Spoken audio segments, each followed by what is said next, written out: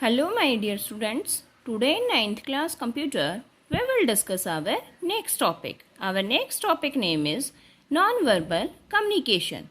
Non-verbal communication वो communication होती है बेटा जिसके अंदर आप बिना किसी वर्ड्स का यूज़ करके कम्युनिकेशन करें।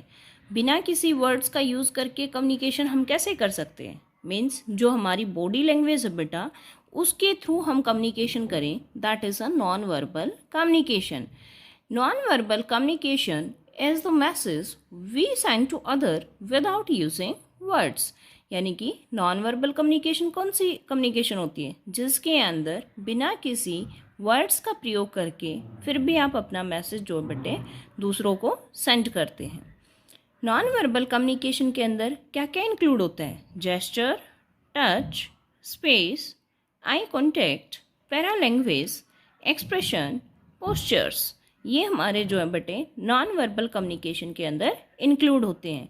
वन बाय वन आगे हम इनको डिस्कस करेंगे। सो नेक्स्ट टॉपिक है बेटे हमारा importance of non verbal communication. Non verbal जो कम्युनिकेशन होती है उसकी हमारी कौन कौन सी इंपॉर्टेंस होती हैं। In our day-to-day communication, it is observed that most of the communication is done by using body movements. Body movements से जो आप ज़्यादातर communication करते हैं बेटा, जैसे कि face, arms, movement, etc. And voice control. Voice control में क्या क्या include होते हैं? Voice tone, pauses, etc. Next topic is types of non-verbal communication. Non verbal communication की जो हमारी टाइप्स होती हैं बेटा वो कौन कौन सी होती हैं? सबसे पहले हम रीड करेंगे facial expression. Facial expression many a time show the feeling of a person. Facial expression क्या होता है बेटा? बहुत बार किसी भी पीपल की फीलिंग्स को एक्सप्रेस करने के लिए जो है बहुत ज़्यादा मायने रखता है। कैसे? एग्जाम्पल के लिए बेटा when we are happy we express it. जब आप खुश होते हो तो आप इसको एक्सप्रेस करते हो थ्रू अ स्माइल। किसका सहारा लेके? स्माइल का सहारा लेके। And when we are sad, जब आप सैड होते हैं बेटा we show a gloomy face. तो हमारा फेस कैसा दिखाई देता है? ग्लूमी दिखाई देता है।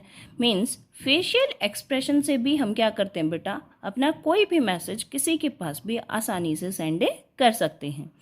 नेक्स्ट पॉइंट आता है बेटे postures. Postures are position of the body. They show our confidence and feelings.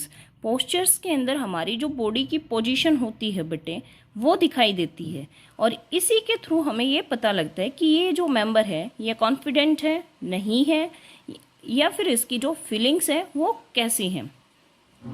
For example straight body persons, यानी कि जो स्ट्रेट बॉडी जो पोस्चर्स होता है बेटा किसी भी मेंबर का इज सीन एज कॉन्फिडेंस। वो हमें क्या दिखाई देता है? कॉन्फिडेंस दिखाई देता है। Holding your hand may be taken as tiredness, या फिर आप अपने हाथों को जो है बेटा होल्ड करके बैठते हैं तो होल्डिंग योर हेड, यानी कि अगर आप अपने हेड को, जैसे कि कई बार हम क्या करते हैं बेटा झुका के बैठ जाते हैं या ऐसे ही फिर थोड़ा सा लटक के बैठते हैं, उससे हमें क्या दिखाई देता है बेटा कि ये जो मेंबर है या तो वो थक चुका है, ठीक है, या फिर हमें कैसा दिखाई देता है। सम टाइम आप लोगों ने क्लास में भी नोटिस किया बेटे, क्लास में जब आप बैठते हैं अक्सर आप लोगों ने देखा होगा कि बच्चे जो बेंच पे बैठते हैं वो उनकी जो बॉडी होती है बेटा वो बैकबोन स्ट्रेट नहीं होती, वो थोड़ा सा लटक के बैठते हैं। और जो बच्चे कॉन्फिडेंट होते हैं वो बिल्कुल स्ट्रेट बैठते हैं। आप लोगों ने नोटिस किया होगा ये। तो ये बेटा हमारा क्या बताता है कि हमारे अंदर कॉन्फिडेंस कितना है और जो हमारी फीलिंग्स हैं वो कैसी हैं। अगर आप हेड डाउन करके बैठते हो तो उससे अलग से पता चलता है कि आप थक चुके हैं, या फिर अगर आप सीधे बैठते हैं तो उससे पता चलता है बेटे कि आपके अंदर कितना कॉन्फिडेंस लेवल है। नेक्स्ट इज जेस्चर और body language. Gesture describe movements of parts of the body specially hands और head to express an idea और मीनिंग। जेस्चर्स के अंदर क्या होता है बेटे? देखो आप लोगों ने नॉर्मली अगर नोट किया है कि जब भी अगर हम बॉडी मूवमेंट अगर हम करते हैं किसी भी आदमी से, जब आप बातें करते हो, बातें करते टाइम आपके हाथों की मूवमेंट चल रही है या फिर बेटे आप अपने जो सिर है उसको इधर उधर घुमा रहे हो, तो उससे पता चलता है बेटे कि आप कितने लॉयल हैं और जो आप अपना मैसेज दे रहे हैं कहीं आप उसमें ऐसा तो नहीं कि आप डर तो नहीं रहे हैं। इससे जेस्चर से हमें पता चलता है बेटा, जो हमारी बॉडी लैंग्वेज है उसी से ये पता चलता है कि भाई हमारा जो है बिहेवियर कैसा है। फॉर एग्जाम्पल की when we are in class, जब आप क्लास में होते हैं, raising hand may means asking a question, यानी कि जब आप क्लास में होते हैं हैंड रेज करते हैं तो आप क्या किस लिए करते हैं, क्वेश्चन पुट करने के लिए। या सेकंड बटे बाइटिंग नेल्स शो नर्वसनेस, यानी कि अगर आप नाखून चबाते हैं तो वो क्या, उससे क्या होता है कि ये अलग से दिख जाता है कि बटे आप नर्वस हैं।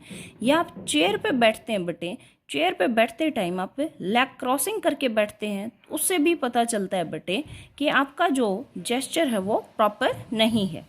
नेक्स्ट टॉपिक इसी के अंदर आता है बटे हमारा touch.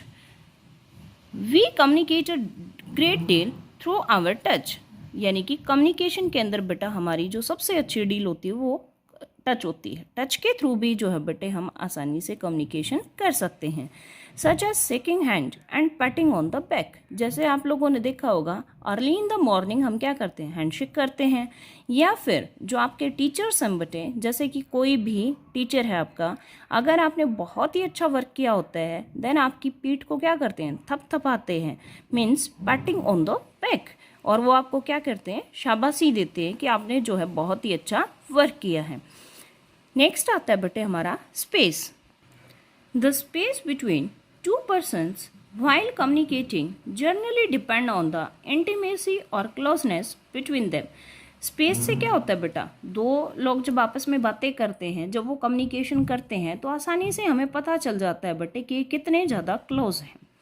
Next is eye contact.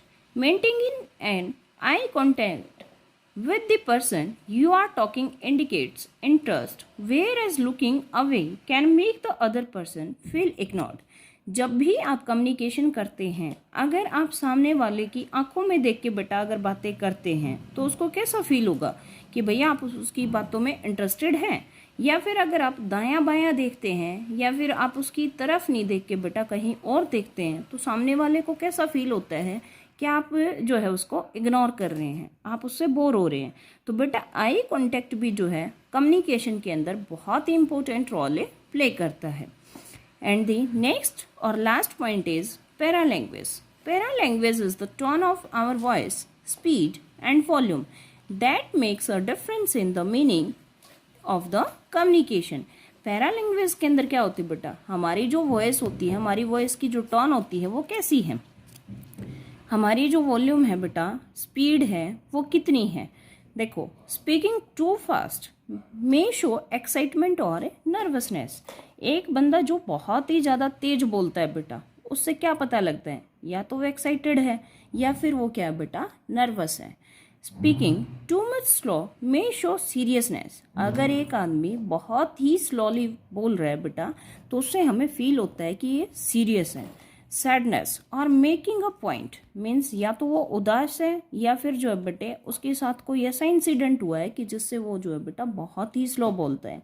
अब आप इस चीज़ को कनेक्ट करना अपनी नॉर्मल लाइफ से, स्टूडेंट लाइफ से, जैसे कि बेटे आप स्कूल में होते हैं। स्कूल में अक्सर एक बच्चा जब भी क्लास में होता है, मान लो उसको कोई भी टॉपिक अच्छे से लर्न है तो बेटा वो स्लोली नहीं बोलता कभी भी, वो बहुत ही लाउडली बोलता है। क्यों? क्योंकि उसके अंदर कॉन्फिडेंस होता है, उसको पता है कि आप करेक्ट हैं। लेकिन जिस भी बच्चे को क्वेश्चन नहीं आते, वो क्वेश्चन सुनाते टाइम कैसे सुनाते हैं, बिल्कुल स्लो वॉइस में, धीरे धीरे। उससे हमें पता चलता है बेटे कि वो बच्चा कैसा है बेटा, सड है, यानी कि उसको आता तो नहीं है लेकिन वो कोशिश कर रहा है, जिससे कि उसका पता लग जाता है। And the next topic is visual communication. Visual communication which involve sending end understanding message through image और पिक्चर। देखो बेटा अभी हमने डिस्कस किया है नॉन वर्बल कम्युनिकेशन, जिसके अंदर बिना किसी शब्दों का प्रयोग करके सिर्फ बॉडी लैंग्वेज से हमने कम्युनिकेशन करना सीखा है। और अभी हम सीखेंगे बेटे विजुअल कम्युनिकेशन, जिसके अंदर किसी भी मैसेज को सेंड करना और अंडरस्टैंड करना with the help of image या पिक्चर। विजुअल कम्युनिकेशन के अंदर बेसिकली आप एग्जाम्पल ले सकते हैं कि जब आप हाईवे पे जा रहे होते हैं बेटा, आप लोगों ने अक्सर देखा होगा हाईवे पे जाते टाइम आपको एरो दिखाई दे रहे होंगे।